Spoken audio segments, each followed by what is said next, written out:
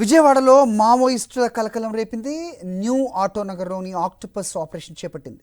27 మంది మావోయిస్టులను పోలీసులు అరెస్ట్ చేశారు.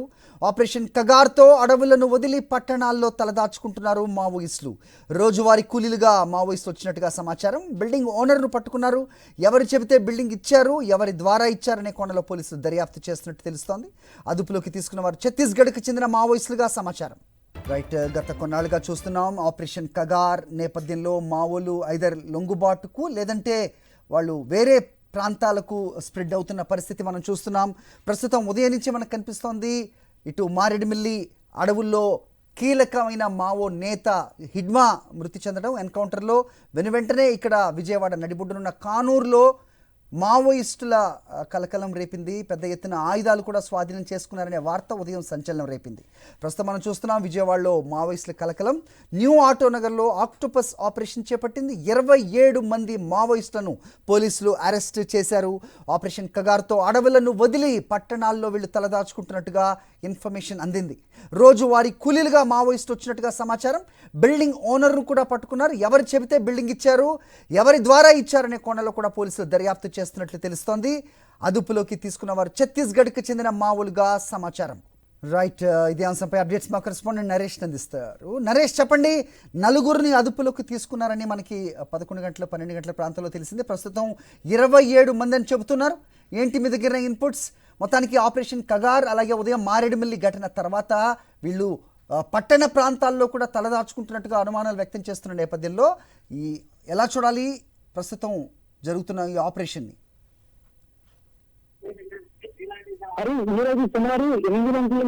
సుమారు 8 గంటల నుంచి 10 గంటల ప్రాంతం మధ్యలో ఆక్టోపస్ బలగాలు, ఎన్ఎస్జీ బలగాలు, అదేవిధంగా కృష్ణా జిల్లా పోలీసులు ఎవరు ఊహించిన విధంగా కృష్ణా జిల్లా ప్రాంతంలో ఉన్న న్యూ ఆటోనగర్ ప్రాంతానికి వచ్చి పూర్తిగా కూడా సోదాలు జరిపాయి. సోదాలలో కీలక అంశాలు బయటపడ్డాయి. మొట్టమొదటిగా 4 మావోయిస్ట్ సానుభూతి పరులు మాత్రమే ఇక్కడ నివాసం ఉంటున్నారు అనుకున్నారు. కానీ ఏకంగా పూర్తిగా కూడా ఈ సానుభూతి పరుల సంఖ్య 27కి చేరుకుంది. ప్రస్తుతం మనం సాక్షి టీవీ స్క్రీన్ మీద చూస్తున్న బిల్డింగ్ ఏదో ఉందో 3 అంతస్తుల బిల్డింగ్లో 27 మంది సానుభూతి పరులు అక్కడ నివాసం ఉంటున్నారు. అయితే ఆపరేషన్ కగార్ ప్రారంభమైన దగ్గర నుంచి మావోయిస్టులకు తీవ్ర ఎదురుదెబ్బలు తగులుతూనే ఉన్నాయి. ఇలాంటి తరుణంలో కీలక ముఖ్య నేతలు కూడా చనిపోయిన పరిస్థితి నెలకొంది. ఇలాంటి తరుణంలోనే ఇప్పుడు పూర్తిగా కూడా అరణ్యాలను, అడవులను వదిలి మావోయిస్టులు పట్టణాలకు చేరుకుంటున్నారు, నగరాలకు చేరుకుంటున్నారు. అందులో ముఖ్యంగా ఇలాంటి విజయవాడ నగరంలోని న్యూ ఆటోనగర్ ప్రాంతంలో ఇప్పుడు కీలకంగా కూడా సుమారు 27 మంది మావోయిస్ట్ సానుభూతి పరులు, వారి దగ్గర నుంచి కొన్ని ఆయుధాలను కూడా ఆక్టోపస్ బలగాలు గుర్తించడం జరిగింది. అయితే సుమారు 4 నుంచి 5 గంటల పాటు జరిపిన సోదాలలో 27 మందిని అదుపులో తీసుకున్నారు. మరో 4 ఇక్కడి నుంచి పరారైనట్లు గుర్తించారు. వారి కోసం కూడా బలగాలు సోదాలు జరుపుతున్న పరిస్థితి నెలకొంది. అయితే ఆపరేషన్ కగార్ చేపట్టిన తర్వాత పూర్తిగా కూడా ఏజెన్సీ ప్రాంతాలలో, అదేవిధంగా అరణ్యాల చుట్టుపక్కల ఉన్న గ్రామస్తులు ఎవరైతే ఉంటారో వారి దగ్గర నుంచి మావోయిస్టులకు కొంత సహకారం కొరవైందనేది మాత్రం కీలకంగా మనకు కనిపిస్తున్న పరిస్థితి నెలకొంది. మరోవైపు క్యాంప్ బలగాలు వారి నిఘాను కూడా పెంచారు. అలాంటి పెంచిన సమయంలో కూడా చాలా వరకు వారికి ఈ ఆదరణ కరువడంతో పట్టణాలు చేరుకున్న పరిస్థితి నెలకొంది. మరోవైపు కొంతమంది ఎవరైతే మావోయిస్టులు ఉన్నారో వారు స్వచ్ఛందంగా వచ్చి అధిక పోలీసుల ఎదుట లొంగిపోయిన సిచ్యువేషన్ కూడా చూసాం. ఒకవైపు ఆ ఛత్తీస్గఢ్ ప్రాంతం నుంచి మొదలుకొని ఇప్పుడు మారేడుమిల్లి ప్రాంతం వరకు కూడా ఎక్కడికక్కడ కూడా బలగాల సంఖ్య పెరిగింది. అదేవిధంగా నిఘా పెరగడంతో ప్రతి ఒక్క కదలిక ప్రారంభమైంది. ఇప్పుడు ఏకంగా చూసాం, ఏకంగా కేంద్ర కమిటీ మెంబర్ అయిన హిడ్మాను ఇప్పుడు చంపిన ఘటన చూసాం. ఎందుకంటే ఎదురు కాల్పుల్లో ఈరోజు హిడ్మాతో పాటు అతని భార్య కూడా ముంచెందిన పరిస్థితి నెలకొంది. ఇలాంటి తరుణంలోనే ఇప్పుడు ఒకవైపు మావోయిస్టుల దగ్గర సమాచారం కావచ్చు, మిగిలిన మావోయిస్టుల దగ్గర నుంచి వచ్చిన కీలక సమాచారం నేపథ్యంలో విజయవాడ నగరానికి సంబంధించిన న్యూ ఆటోనగర్ ప్రాంతంలో 3 అంతస్తుల బిల్డింగ్లో 27 మంది సానుభూతి పరులు ఇక్కడ ఉన్నారని సమాచారం రావడంతో 4 వైపుల నుంచి కూడా ముట్టడించి ఆక్టోపస్ బలగా అక్కడ చేరుకున్న పరిస్థితి నెలకొంది. నరేష్, అంటే ఏదైనా క్లూ దొరికిందా, లేదంటే వీళ్ళు ఏదైనా ఆపరేషన్కి వీళ్ళు సమాయత్తం అవుతున్న క్రమంలో పట్టుబడ్డారనుకోవాలా, లేదంటే ఆపరేషన్ కగార్తో పట్టణ ప్రాంతాల్లో కూడా వీళ్ళు స్ప్రెడ్ అయ్యి తలదాచుకుంటున్నారా? ఏ రకమైన ఇన్ఫర్మేషన్ మీ దగ్గర ఉంది? మరి ఖచ్చితంగా ఒక భారీ ఆపరేషన్ చేపట్టడానికే వీరు ఛత్తీస్గఢ్ అడవుల నుంచి మారేడుమిల్లి అడవులకు వచ్చారని చెప్పుకోవచ్చు. ఎందుకంటే హిడ్మా అనే వ్యక్తి సాధారణంగా ఒక ప్రదేశం నుంచి మరొక ప్రదేశానికి ఖచ్చితంగా మూవ్ అయ్యే సమయంలో ఒక ఆపరేషన్ చేపట్టడానికే, లేకపోతే ఏదైనా సరే ఒక విషయం, కీలకమైన విషయం గురించే ఒక ప్రాంతం నుంచి మరొక ప్రాంతానికి వెళ్తాడనే సమాచారం ఉంది. ఇలాంటి తరుణంలోనే ఈ విధంగా మారేడుమిల్లి ప్రాంతానికి వచ్చి ఎదురు కాల్పుల్లో మృతి చెందిన ఘటన చోటు చేసుకుంది. మరోవైపు ఈ విధంగా సానుభూతి పరులు ఎవరైనా సరే ఒక ప్రదేశంలో కూడా ఖచ్చితంగా ఉన్న సమయంలో చూసుకుంటే ఇక్కడ 27 మంది సానుభూతి పరులు విత్ వెపన్స్తో ఉంటే ఖచ్చితంగా ఒక ఆపరేషన్ సహకరించడం కావచ్చు. ఎందుకంటే మావోయిస్టులకు ఒక ఎదురు దెబ్బ తగిలిన తర్వాత ఖచ్చితంగా వారు యాక్టివ్గా ఉన్నామని నిరూపించుకోవడం కావచ్చు, లేకపోతే వారి దగ్గర ఇంకా బలం ఉందని నిరూపించుకోవడానికి ఏదో ఒక ఆపరేషన్ చేపడతారు. అయితే హిడ్మా స్ట్రాటజీ చూసుకున్న గొరిల్లా పద్ధతిలో కూడా ఒక్కసారిగా మెరుపు దాడులు చేస్తుంటాడు. మెరుపు దాడులు చేసి చాలామంది బలగాలను హతమార్చిన సిచ్యువేషన్ కూడా చూసాం. ఇలాంటి తరుణంలోనే ఇదే విధంగా మావోయిస్టు తమ ఉనికిని చాటుకోవడానికి, తమ బలం ఇంకా ఉందని చూపించుకోవడానికి పట్టణ ప్రాంతంలో ఈ విధంగా ఉన్న సానుభూతి పరులను యాక్టివ్ చేసి ఖచ్చితంగా ఒక ఆపరేషన్ చేపట్టే అవకాశం ఉంది. ఇలాంటి తరుణంలోనే ఒక ఆపరేషన్ చేపట్టే సమయానికి ముందే పోలీస్ బలగాలు ఇక్కడ చేరుకొని వీరిని అదుపులో తీసుకున్నట్టు తెలుస్తుంది. ఇంకా పూర్తిగా కూడా వారిని విచారించిన తర్వాత మొట్టమొదటిగా ఆక్టోపస్ బలగాలు, స్థానిక పోలీస్ బలగాలు ఇక్కడ సంఘటనా స్థలానికి చేరుకున్న తర్వాత పూర్తిగా కూడా ఇక్కడ ఉన్న ఏదైతే స్థానిక పోలీసులు ఇచ్చిన సమాచారం మేరకు ఇప్పటి వరకు 27 మంది అదుపులో తీసుకున్న తర్వాత చుట్టుపక్కల ప్రాంతాలు ఏవైతే ఈ న్యూ ఆటనగర్కి పెనంనూరుకి మధ్యలో ఉన్న ప్రాంతాలలో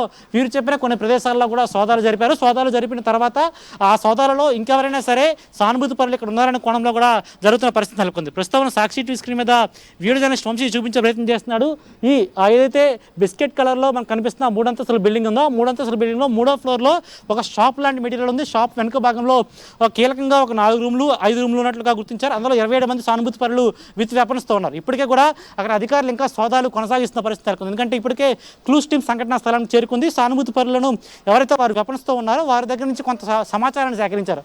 ఆ సమాచారంలోనే పూర్తిగా 3 అంతస్తుల బిల్డింగ్ని ఎవరు వీరికి అద్దెకిని ఇచ్చారనే కోణంలో ఇంటి యజమానిని కూడా అదుపులో తీసుకుని విచారిస్తున్నారు. యజమానిని ప్రశ్నిస్తున్న ప్రశ్నలు ఒకటే, అసలు మీరు ఏ సమయానికి వారికి అద్దెకు ఇచ్చారు, అదేవిధంగా అద్దెకి ఇచ్చిన సమయంలో వారు ఎంతమంది ఉంటారని చెప్పారు, వారితో పాటు ఎటువంటి సామాన్లు తీసుకొచ్చారు, వారికి ఏమైనా లీజుకి ఇచ్చారా లేకపోతే రెంట్కి ఇచ్చారనే కోణంలో కూడా దర్యాప్తు కొనసాగుతుంది. ఏదేమైనా సరే పూర్తి స్థాయిలో కూడా 27 మంది సానుభూతి పరులు ఒకే గోడౌన్లో పూర్తిగా ఒక దగ్గర నివాసం ఉండడం అనేది పెను సంచలనం. అది కూడా విజయవాడ నగరం లాంటి నగరంలో ఉండడం అనేది ఇప్పుడు పెను సంచలనంగా మారింది. ఆపరేషన్ కగార్ చేపట్టిన తర్వాత చాలామంది మావోయిస్టులు పట్టణ ప్రాంతాలకు వస్తున్నారనే సమాచారం ఎప్పటికప్పుడు వినిపిస్తున్నా సరే ఇంత పెద్ద మొత్తంలో ఒక దగ్గర డెన్గా ఏర్పాటు చేసుకొని అదేవిధంగా విత్ వెపన్స్తో ఉండడం అనేది సాధారణ విషయం కాదు. ఏమైనా సరే ఇన్ కేస్ వారికి అపాయం జరుగుతుందన్న క్రమంలో కూడా పూర్తిగా కూడా ఏమైనా సరే వారు చేసే ప్రయత్నం ఉంది. ఎందుకంటే ఇప్పుడు చూస్తాం ఆటనగర్ సంబంధించి పూర్తిగా కూడా అన్ని వైపులా కూడా ఎక్కడ చూసినా సరే వ్యాపార సముదాయాలు, అదేవిధంగా స్థానికంగా నివాసం ఉన్న ప్రజలే కనిపిస్తారు. పూర్తిగా అన్ని అపార్ట్మెంట్లు, స్థానికంగా గృహ సముదాయాలు ఉంటాయి. అలాంటి ప్రదేశంలో ఇప్పుడు ఒక్కసారిగా ఇక్కడ మనకు కనిపిస్తున్న ఈ 3 అంతస్తుల బిల్డింగ్లో 27 మంది దాక్కుని ఉన్నారంటే ఇంకా మిగిలిన ప్రాంతాల్లో ఇంకెంతమంది ఉన్నారన్న కోణంలో కూడా మనం దర్యాప్తు చేయాల్సి ఉంటుంది. పూర్తిగా కూడా ఇలాంటి తరుణంలో ఆపరేషన్ కగార్ తర్వాత పెద్ద మొత్తంలో మావోయిస్టులు మట్టుబట్టడం, అదేవిధంగా వారిని పూర్తిగా కూడా ఎదురు కాల్పుల్లో హిడ్మా లాంటి ఒక ముఖ్య నేతను చంపడం అనేది సాధారణ విషయం కాదు. ఇప్పుడు ఇలాంటి తరుణంలోనే ఇప్పుడు ఇక్కడ విజయవాడ నగరంతో పాటు మిగిలిన ప్రాంతాల్లో ఆంధ్రప్రదేశ్ వ్యాప్తంగా అనేక చోట్ల కూడా ఈ విధంగా సోదాలు జరిగే అవకాశం ఉంది. పట్టణ ప్రాంతాలకు చేరుకున్న ఎవరైతే మావోయిస్ట్ సానుభూతి పరులు కావచ్చు, మావోయిస్టులు కావచ్చు, వారి పూర్తిగా కూడా వారి సమాచారాన్ని సేకరిస్తున్న పరిస్థితి నెలకొంది. ఇప్పటి వరకు హిడ్మాకు సంబంధించిన హిడ్మాతో పాటు మొత్తం 6 చనిపోయారని చెప్తున్నారు. అయితే 6 దగ్గర కాకుండా మిగిలిన హిడ్మా ఒక ప్రాంతం నుంచి మరొక ప్రాంతానికి మారే సమయంలో అతనికి కొంత రక్షణ వలయం ఉంటుంది. పూర్తిగా ఒక రక్షణ వలయానికి 10 నుంచి 25 మంది వరకు సభ్యులు ఉంటారు. అయితే హిడ్మాకి ఎదురుకాల్పులు జరుగుతున్న సమయంలో ఎంతమంది ఉన్నారు కోణంలో కూడా వారి దగ్గర నుంచి ఇన్ కేస్ వారు పట్టుబడినట్టయితే వారి దగ్గర నుంచి కొంత సమాచారం తీసుకునే అవకాశం ఉంది. కొద్దిసేపటి క్రితం కూడా మీడియాతో ఐజీ ఇప్పటికే లడ్డా కూడా మాట్లాడడం జరిగింది. హరి నరేష్, ఎక్కడ ఉంటుంది ఈ బిల్డింగ్?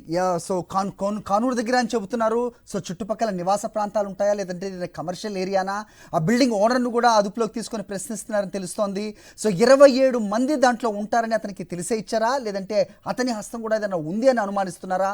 సో ఏ రకంగా 27 మంది అక్కడ ఉన్నారంటే కనుక చుట్టుపక్కల వాళ్ళకి ఎలాంటి అనుమానాలు రాలేదా, ఎలాంటి క్లూ దొరికింది పోలీసులకి?